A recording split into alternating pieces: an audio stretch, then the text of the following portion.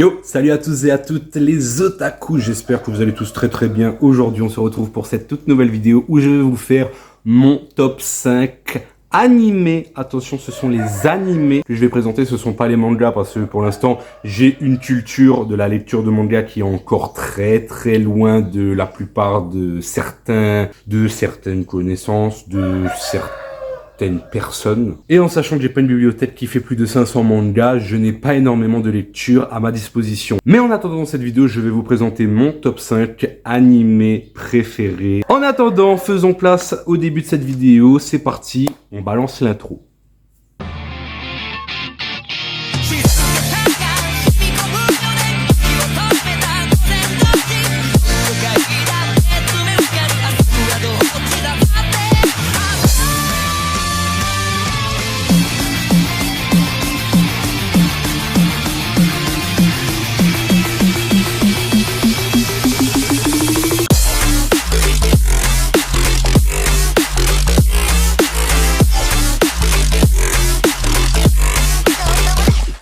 Pour commencer en numéro 5, nous aurons tout d'abord le très célèbre, pas très apprécié et à la fois très aimé, j'ai nommé Fairy Tail. Alors, commençons tout d'abord par les points que j'aime beaucoup dans cet animé. Tout d'abord, le développement de l'histoire, que ce soit dans le scénario, que ce soit dans les personnages, l'histoire a toujours un lien de près ou de loin avec d'autres personnages et d'autres parties de l'histoire. Je m'explique. Imaginons qu'il y a un personnage qui nous raconte son histoire, son vécu, et bien quelques chapitres plus tard, quelques saisons plus tard, on verra que ce personnage était intimement lié ou indiscrètement lié, indirectement lié à une autre personne, et en fin de compte, c'est des fils conducteurs qui se relient que j'aime beaucoup. Ça, c'est un truc, quand j'ai vu les épisodes de Fairy Tail, quand j'étais assez loin dans la série, je me suis quand même dit, ah ouais, quand même, ouais, c'est pas un truc que je m'attendais, mais honnêtement, c'est un truc qui fait que quand même l'animé il est travaillé. Il y a un vrai taf sur le développement de l'histoire et ça c'est un truc que j'aime. Comment ensuite parler de Fairy Tail sans parler des musiques qui sont à mes yeux incroyables. Les musiques de Fairy Tail sont pour moi, dès qu'on met les musiques, on est obligé de s'ambiancer dessus. Si t'aimes Fairy Tail, t'es obligé de t'ambiancer sur ces musiques. Je vous mets quelques-unes de mes préférences, mais pour moi voilà, c'est des choix personnels. Donc voilà, pour moi c'est un autre point positif. Ensuite passons au suivant, c'est les batailles. Alors au début de Fairy Tail, quand j'ai commencé à regarder, c'est un ami qui m'a fait découvrir Fairy Tail. Pas vraiment forcé, mais j'ai vu qu'il regardait Fairy Tail très souvent, que c'était un grand fan. Et honnêtement, je me faisais un avis sur ce manga sans l'avoir regardé. Du coup je me suis dit, bon, on va peut-être regarder un ou deux épisodes avant de juger. Et honnêtement, quand j'ai vu les batailles, comment c'était animé, comment ça envoyait du pâté, comment ça envoyait de la patate. On connaît absolument tous le caractère de Natsu pour ceux qui regardent Fairy Tail et on va pas se le cacher que ce gars, il envoie de la patate. Le gars, il t'envoie... Waouh, c'est waouh. En tout cas, voilà. Et sans compter sur l'animation. Bon, l'animation, pour moi, c'est pas vraiment ça au début. C'est limite, c'est mitigé. Mais sur la fin de la série, sur certaines saisons, l'animation commence un peu à retrouver un équilibre, même si c'est pas encore ça. Je pense notamment au combat du dragon de Natsu Ignir contre Acnologia. Je pense au combat de Grey Fullbuster contre Natsu. C'est waouh, c'est incroyable. Mention honorable pour ces deux combats, ils sont incroyables. Et ensuite, le dernier point positif avant d'attaquer les petits points négatifs de ce manga, c'est tout simplement l'attachement des personnages entre eux, en gros de la guilde. C'est une histoire d'attachement, de fraternité, de lien soudé entre tous les personnages et honnêtement, c'est un truc au début, je me disais bon, ça va être répétitif à force. Sur ça, j'avais pas totalement tort, c'est répétitif, mais c'est un truc qu'on aime. Parce que quand tu vois Natsu qui voit l'un de ses camarades se faire défoncer, qui se fait rétamer et se fait laisser à moitié mort devant lui et que ensuite il réagit. À la base, je trouvais ça redondant, je trouvais ça vraiment répétitif à force de tout le temps faire la même chose, mais c'est au final un truc que j'ai beaucoup aimé. Ensuite, pour passer à des points négatifs sur ce manga, on dira longtemps un peu. Pour moi, c'est un truc, je me dis, bah écoutez, tant que l'animé, ça change un peu et que ça raconte à peu près une histoire similaire à une qu'on aime bien, est-ce que c'est si grave que ça? Pour moi, non. C'est un truc qu'il faudrait pas s'attarder dessus parce que ça crée juste des conflits entre les lecteurs. Et j'aimerais éviter ça. Et si je devais mettre un autre point négatif sur Fairy Tail, c'est tout simplement les morts dans ce manga, ça n'existe pas. Pour moi, à chaque fois qu'il y a un personnage qui est sur le point de mourir, ou alors qui est considéré comme mort, on se rappelle tous de Lisana qui réapparaît dans l'animé parce qu'elle avait juste disparu alors qu'on pensait qu'elle était morte. Pour moi, c'est un truc qui m'a totalement fait lâcher le fait est que des personnages pouvaient mourir. Quand t'as des batailles où tu te dis, lui, tu vois, il pourrait crever. On se rappelle tous, en tout cas moi je me souviens très bien du combat de Gajil contre l'autre démon, je sais plus si c'était un démon ou voilà, ou contre le mage qu'il a littéralement aspiré dans une autre dimension, une autre parcelle de la réalité ou je sais plus trop quoi. On pensait tous qu'il était mort parce qu'il avait fait ses adieux à Rebi. Quand j'ai vu cette scène, je me suis dit, et pour leur couple et pour leur relation, ça va se passer comment maintenant? Enfin, il va disparaître, la fille elle est en pleurs, le gars il pleure, il avoue ses sentiments enfin, alors qu'il est en train de crever. Tu vois, j'étais en mode... Waouh, mais non! Au début, je voulais pas. Bon, après, je vous cache pas, quand j'ai vu qu'il était encore vu, je me suis dit super. Mais après, je me suis dit quand même, l'histoire, elle est faite pour jouer avec nos émotions. Et ça m'a beaucoup fait chier. Mais bon, c'est quand même un animé que j'apprécie beaucoup. Et honnêtement, voilà. J'ai que du bien à dire de cet animé parce que j'ai passé des bons moments dessus. Donc... ça se tient. Ensuite, nous allons passer à un animé que vous connaissez forcément, qui est d'abord sorti en manga, puis qui a été adapté en version animée. Mais peut-être que vous le connaissez, peut-être que vous le connaissez pas. En tout cas, pour moi, ce manga, il est peut-être très court au niveau de l'animé. Il aurait pu être poussé un peu plus loin, mais je sais pas pourquoi ça a été pas poussé plus loin que ça. C'est Elfen Lied. Dans ma dernière vidéo, je vous avais dit que j'avais fait les achats manga du premier tome de Elfen Lied et que je comptais compléter la série de manga pour pouvoir me la lire et faire mon avis dessus. Parce que j'avais regardé l'animé qui était tout simplement incroyable. Pour moi, l'histoire, elle était incroyable. Je referai mon avis dessus dans un instant. Ça a été poussé beaucoup plus loin parce que en 6 tomes réédités, je sais pas combien il y a eu en tout de tomes sortis de ce manga, mais je sais que les 6 tomes réédités, les gros formats en réimpression, je sais que ces tomes-là, ça va beaucoup plus loin que la première saison avec les 24 épisodes et quelques qui vont certes dans une intrigue intéressante, mais que je sais que ça aurait beaucoup pu être poussé. Déjà par rapport à l'histoire de ce manga, l'histoire de Lucy qui est une mutante suite d'une anomalie génétique. Alors avant que je continue, je tiens à préciser qu'il y a pas mal de spoil. Du coup, si t'as pas regardé l'animé, je te conseille déjà d'aller le voir. Du coup, je disais par rapport à l'histoire de Lucy qui est une mutante génétiquement modifiée, qui a des cornes sur sa tête, qui lui donne des pouvoirs télékinétiques avec des bras supplémentaires qui sont capables de tuer des gens.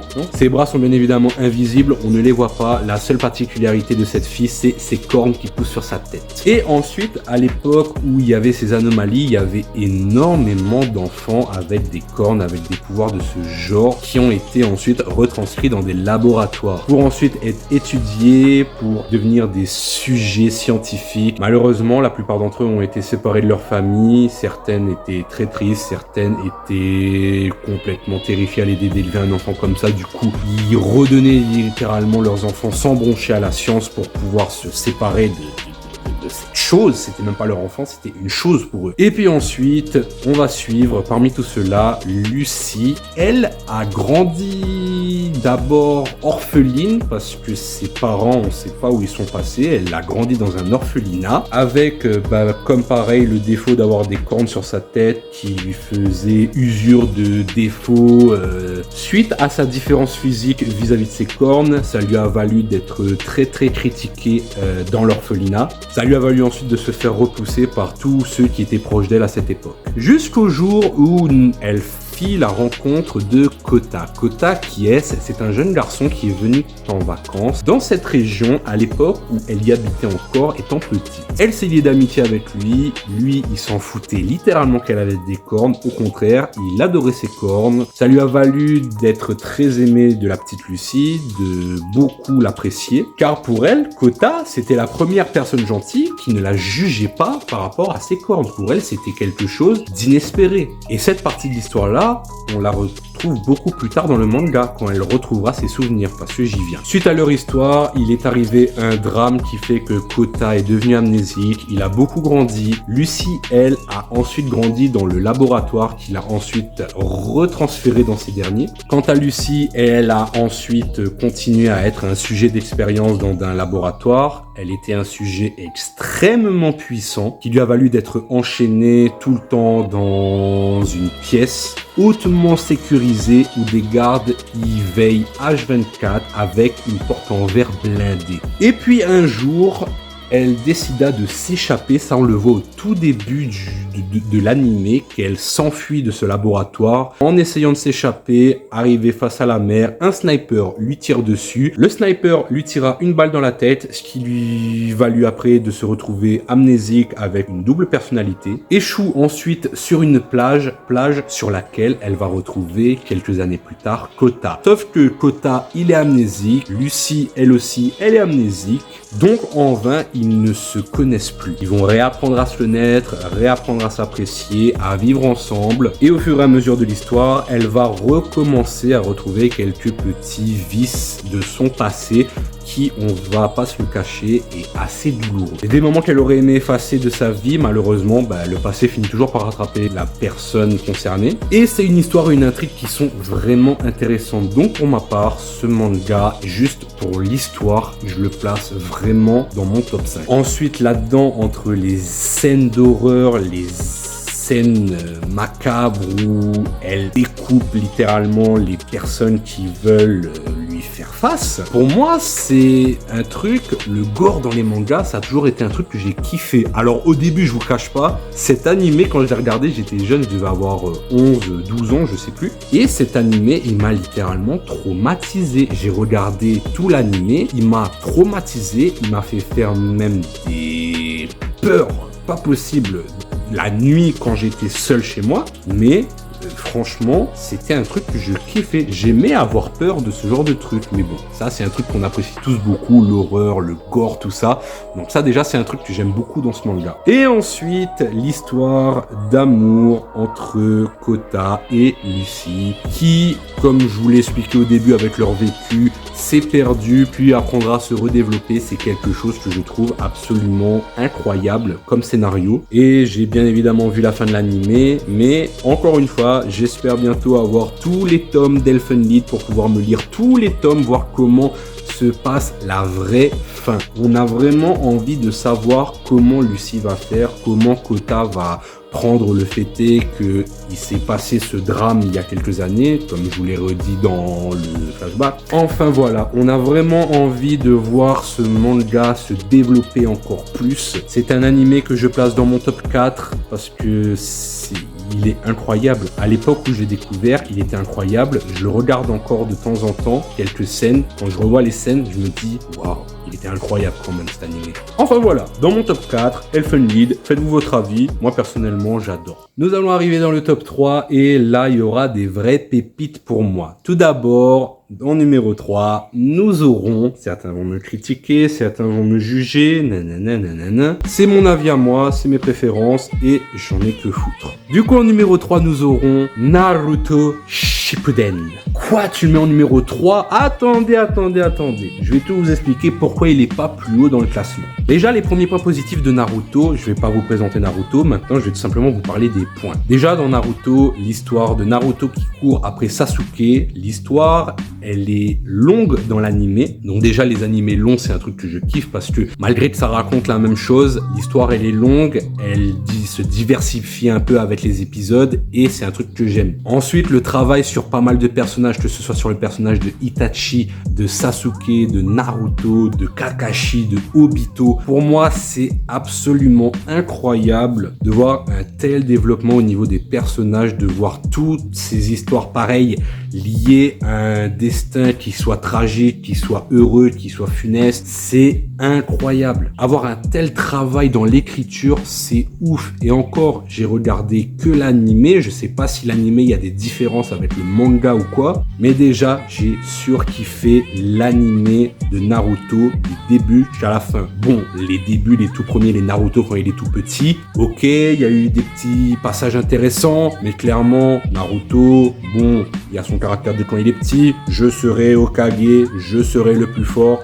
À un moment, ok, ça nous inspire pour certains, mais moi personnellement, ça m'a gonflé. Les premiers épisodes de Naruto, je vous cache pas que je me suis forcé à les regarder. Mais quand on est passé à Naruto Shippuden, oh là là là là là là, mais mon gars. Ensuite, mon gars, t'as des combats dans Naruto. Ok, au début, c'est des combats de ninja, ça se lance des shurikens, ça fait des techniques, ça maîtrise des jutsu, blablabla. Les combats, quand on arrive dans Shippuden, ils sont développés, mais à un niveau, c'est incroyable. Quand t'as Naruto qui arrive, qui absorbe le chakra de Kyuubi, qui se transforme littéralement, c'est waouh, il a une puissance mais incroyable. Sasuke pareil, le gars il arrive à se développer avec son pouvoir de son Sharingan, à avoir le Susanoo, je sais plus comment ça s'appelle là, les flammes éternelles, flammes célestes, ouais, flammes célestes, je crois que ça s'appelle comme ça. C'est des développements de techniques de ninja qui se font au fur et à mesure de l'histoire, et encore, l'histoire elle se passe pour la plupart des épisodes bien longtemps avant dans le passé, quand il y avait les premiers combats avec Hashirama Senju, Madara Uchiwa, les tout premiers combats de la première guerre. Et puis voilà, quand tu vois certains combats, quand tu vois notamment le combat de Gai Sensei contre Madara, mon gars, quand j'ai vu le combat qui a suivi contre Madara, je me suis dit, Madara, il a pris une sacrée dérouille quand même. Le gars, il est arrivé, je vais détruire le monde ninja, je vais devenir le nouveau maître, me créer un nouvel idéal. Le gars, il est arrivé, tac, tac, tac, j'ouvre les portes et bam, je te défonce ta mère. Et ensuite, comment ne pas parler du fameux combat Naruto contre Sasuke. Pour moi, le dernier combat qu'il y avait entre eux à la fin était waouh, c'était incroyable. J'ai même pas les mots tellement c'était incroyable. Ça a été développé avec le temps. On a vu chacun des personnages de Naruto et Sasuke se développer avec leur technique ninja, avec leur mise à l'épreuve, leur entraînement, ce qu'ils ont vécu, ce qu'ils ont traversé pour pouvoir en arriver là. À la fin, ils arrivent juste à une conclusion. Bon bah Sasuke, tu retournes au village. Bon bah non, je peux pas parce que j'ai fait tellement de conneries que bon, je vais repartir sur les routes. Mais t'inquiète, maintenant on est bro. Ça va le faire. Pour moi, je l'ai vu un peu comme ça à la fin. Je me suis dit, en numéro 2, il y en a beaucoup qui vont gueuler parce qu'ils vont dire « Quoi, tu as mis Naruto avant ce truc ?» Les gars, calmez-vous encore une fois, c'est mes choix, c'est mes avis, c'est mes préférences. En numéro 2, nous avons le tristement célèbre Sword Art Online. Déjà, Sword Art Online, c'est le tout premier manga que j'ai regardé de ma vie. Le tout premier que j'ai découvert sur Game One, je crois à l'époque il passait, j'ai regardé quelques épisodes. Ensuite, je suis allé faire mes recherches, je suis allé regarder depuis l'épisode 1. Pour moi, l'animé était incroyable du début jusqu'à la fin. J'ai pas suivi toute l'aventure de la dernière saison, mais pour moi j'étais un peu largué à la fin, donc clairement qu'on se dise je vais devoir regarder cette dernière saison pour me donner un avis dessus, mais moi je me suis arrêté à l'arc Excalibur. Pour moi, Sword Art Online déjà c'est un truc de scénario qui sortait littéralement de son contexte. Le fait d'avoir des personnages qui sont coincés dans un jeu vidéo, qui doivent essayer de s'en sortir, et si malencontreusement ils finissent par mourir dans ce jeu vidéo, ils meurent dans la vraie vie, pour moi déjà le scénario était incroyable. L'histoire était courte, mais quand même on s'y intéressait beaucoup par rapport au personnage de Kirito, Kirito lui aussi je trouve est un personnage qui est vraiment intéressant. On le voit sous toutes ses facettes, on le voit quand il est avec Asuna, quand il essaie de développer sa relation, on le voit pendant les combats où il essaie de devenir plus fort, où il avance dans l'aventure parce que faut quand même qu'il essaie de s'en sortir, faut quand même qu'il essaie d'aller beaucoup plus loin pour rester en vie. Parce que oui, Kirito à la base c'était un gamer, un otaku, si on peut se le permettre. Il connaissait rien, que ce soit au niveau des relations amoureuses, que ce soit au niveau de la survie, des trucs comme ça, il n'y connaissait rien. Et il est arrivé comme ça, on l'a lâché dedans comme ça, et le gars, il s'est fait un nom. Il s'est fait un nom, l'épéiste noir, les gars. Qui s'en rappelle de ce surnom? Donc voilà, pour moi, c'est absolument incroyable ce personnage. Pour moi, ce personnage, il est absolument incroyable. Avec le développement du début jusqu'à la fin, même si on va pas se mentir, dans les derniers, il était pas très présent. Même si on va pas se mentir que vers la fin, il était un peu moins présent, mais il était toujours là. L'épéiste noir, je le kiffe et le surkiffe du début jusqu'à la fin de son développement. C'est le tout premier personnage d'anime que j'ai connu et ce sera très forcément le personnage que je mettrai dans mon cœur encore pendant longtemps. Ensuite, un truc que j'aime beaucoup aussi dans les animés, je pense que vous l'avez vu par rapport à ma dernière vidéo, c'est les histoires d'amour dans les mangas. Et moi, je trouve que Sword Art Online, le développement qu'ils ont eu avec Kirito et Asuna, il était certes un peu brusqué, mais il était quand même travaillé. On les voit faire leur première nuit ensemble, après s'être rencontrés, avoir passé un peu de temps ensemble, en même temps.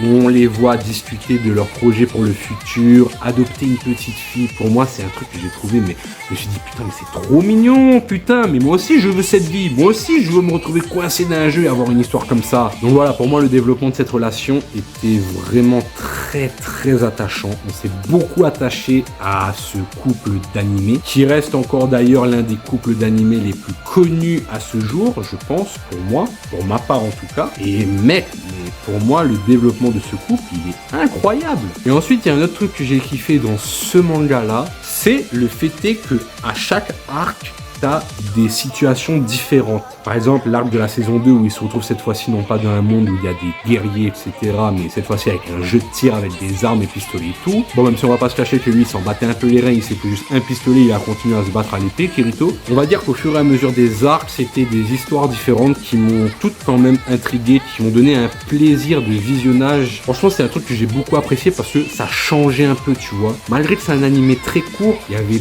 beaucoup d'histoires différentes et c'est ça que j'ai apprécié. La diversité du scénario était quand même très bonne. Bon, le développement n'était pas très poussé, certes, parce que bon, les histoires étaient quand même courtes, mais ça restait quand même très bien. Bon voilà, SAO, pour moi, c'est mon premier manga, c'est pour ça que je le place dans ce top. Il restera jamais dans mon cœur, et pour moi, si un jour je devais l'enlever, c'est parce que vraiment, ce serait un autre animé qui, cette fois-ci, l'aurait dépassé du premier point jusqu'à la fin, quoi. Le dernier est quand même un peu plus poussé au niveau du scénario, vous verrez tout de suite. En numéro 1, nous avons Hunter x Hunter, ou Hunter x Hunter pour ceux qui prononcent pas avec le X, je m'en fous.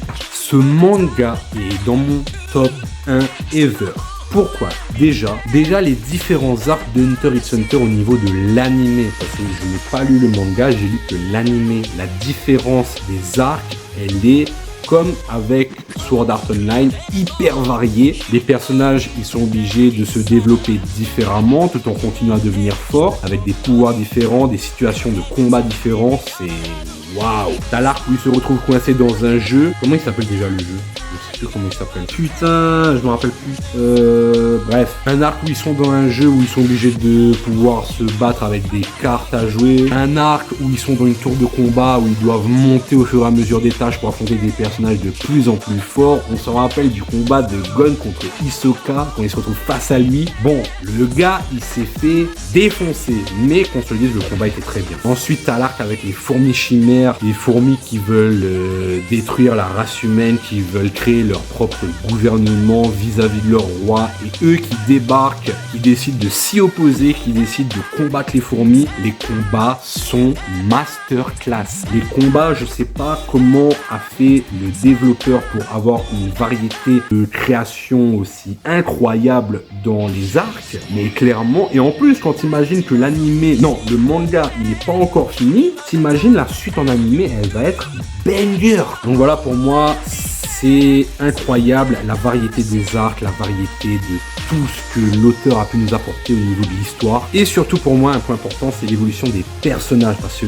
Gon et Killua, je vais les prendre eux comme exemple. Quand ils se retrouvent dans toutes ces situations de l'histoire qui sont différentes, ils ont leur façon de s'entraîner, leur façon de se développer avec leur pouvoir, avec la maîtrise de leur naine, la maîtrise de toutes leurs particularités. Ils n'hésitent pas à s'entraîner à la dure, à la sévère pour pouvoir devenir encore plus fort. Et ça, c'est quelque chose que je trouve waouh. Frérot, ça c'est un truc qu'on kiffe tous. On suit le personnage dans son entraînement du début jusqu'à la fin. On voit comment il arrive à devenir extrêmement fort. La scène où Gon a retrouvé Pitou qui avait fait du mal à Kaito quand il l'a renvoyé valdinguer dans les airs, un gros coup de pied et lui envoyé son papier caillou ciseau, mon gars, mais waouh. Pour moi, franchement, c'est un truc que je kiffe dans les mangas et Hunter x Hunter a bien su développer. Ensuite, dans Hunter x Hunter, t'as un monde, t'as envie de voir ce qui va se passer dans l'aventure. Le monde, il est tellement varié. Bon, certes, il est un peu chum, mais qu'on se le dise, c'est un truc incroyable. On se croirait dans One Piece. Bon, j'ai commencé il y a pas longtemps One Piece, donc pour ça on va pas me juger. J'ai même pas fait encore 200 épisodes de One Piece pour l'instant, hein, du coup voilà. Mais je le compare quand même parce que t'as un monde, il est varié, il est différent, t'as envie de savoir où l'histoire va mener à la fin parce que bon, quand Gon finalement il réussit à retrouver son père, on sait pas ce qui va se passer par la suite. Il va juste vivre des aventures avec son pote et ils vont continuer à devenir de plus en plus forts et ça c'est un truc que je trouve c'est incroyable. Et si je devais donner un tout dernier point sur Hunter x Hunter, c'est clairement que le manga a été incroyable, l'anime a été incroyable aussi et qu'il n'est pas encore terminé. Les suites sont en train de sortir. Pour moi c'est ouf. Tu te dis l'anime comme le manga a été incroyable, mais quand tu sais qu'il n'est pas encore terminé, tu restes sur ta faim. T'as envie d'en voir plus. T'as envie de savoir jusqu'où l'histoire elle va être poussée. Et ça, je trouve ça incroyable. Le gars, il a été obligé de faire le plus gros arrêt maladie du monde, de la planète tout entière pour ce manga. Là, quand tu te dis que ça fait quelques années qu'on attend la suite de ce manga, qu'il a une adaptation en anime qui a été absolument incroyable dans la qualité, dans les combats, dans tout. Quand t'as apprécié, quand t'as kiffé ce manga, tu te dis, je dois absolument voir la suite, je dois absolument savoir qu'est-ce qui va se passer à la fin. On attend tous la fin de Hunter x Hunter, on attend un truc incroyable. Moi, personnellement, si on a un truc de merde, bon, je serais un petit peu déçu, certes oui, mais au moins, j'aurais kiffé du début jusqu'à la fin. Je me serais dit, putain, Hunter x Hunter, mon gars, j'ai kiffé cet animé, j'ai kiffé le manga, j'espère lire le manga, même si, bon, à ce type, il y a des passages dans le manga, on dirait l'écriture, c'est un roman. Mais voilà, on a envie de savoir la suite, la fin, comment ça va se dérouler. Et franchement, j'ai hâte que d'une chose, c'est que ça arrive. Et bien voilà, c'est la fin de cette vidéo. Je vous présente mon top 5 animés préférés. J'espère que vous aura extrêmement plu. On se dit à la semaine prochaine pour une autre vidéo, je ne sais pas encore laquelle. Allez, ciao ciao.